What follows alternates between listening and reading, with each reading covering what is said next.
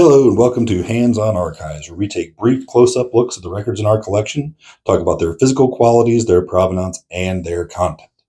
Today we are taking a look at a volume of Enrolled Acts from 1887. These Enrolled Acts would be the final versions before publication of acts approved by the House and Senate.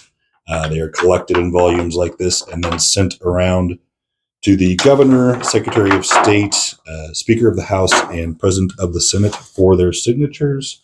And then these are the versions that are transcribed and published in the volume of acts that comes out after every session of the assembly.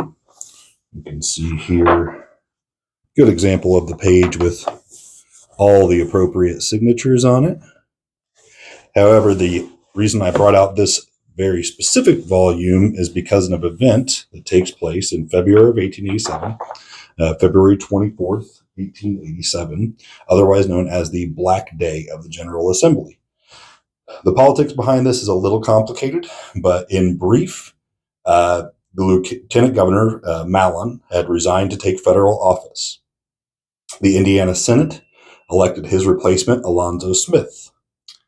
The governor of Indiana, Governor Isaac Gray, held new elections for a new lieutenant governor in the midterm elections of 1886. Those elections were won by Republican Robert S. Robertson, which was unusual because Gray and the Senate were both Democrats or controlled by the Democrats.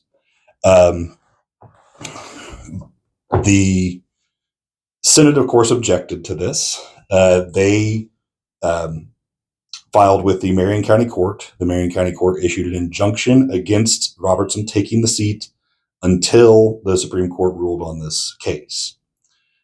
The Supreme Court did finally rule on the case. However, they only ruled that the Marion County Court didn't have the jurisdiction to issue an injunction. They also didn't have jurisdiction on the case because this was an internal legislative issue. So with this somewhat favorable decision behind him, Robertson went to take his seat at the Senate in the morning of April 24th. The accounts of exactly what happened when he attempted this vary. They go all the way from he was roughly beaten and thrown out the door to he was, walked out like a gentleman. Everything in between. The true answer is probably somewhere in between. There was probably some scuffle, some get your hands off me, that kind of thing. But he is eventually forced out of the Senate.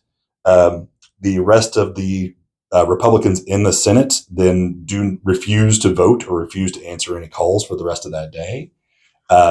There are numerous small scuffles and fights that break out around the State House.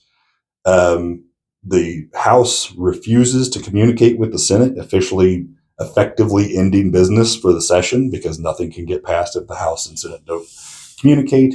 A few bills do get around this by going through the governor and then to the other house. But as you can see, this volume, while quite large, is quite slim because they got relatively little done this session. Eventually, this basically comes to nothing for Robertson. Like I said, this session ends just about a week and a half after this. Robertson never takes a seat as president of the Senate or lieutenant governor. The overall assessment of many of the Supreme Court justices, there was a majority opinion, like I said, lacking jurisdiction. A lot of them offered opinions that the election may have been invalid. There's no provision for the election in the Constitution and so on. So the issue is essentially dropped after this. But this incident would go on to be one of the big arguments for changing the election of senators from something done by the state assemblies to a popular vote, so they can avoid this sort of contentious politics. So the actual thing I want you to see in here is this. So here we have Warren Sayer, Speaker of the House of Representatives.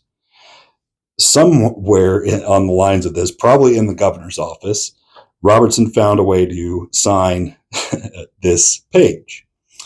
Someone else struck it out. Someone in red pen, we didn't I am guessing the Senate, as they wrote it in directly under this Alonzo Smith, President of the Senate, and then Secretary of State, and so on. So this is the one document we have signed by Robertson as in his position as Lieutenant Governor, and it's the only Indiana Act I've ever seen where you see this sort of conflict play out on the paper. That's all I have for you today. Join us next time, and I'll have a new record.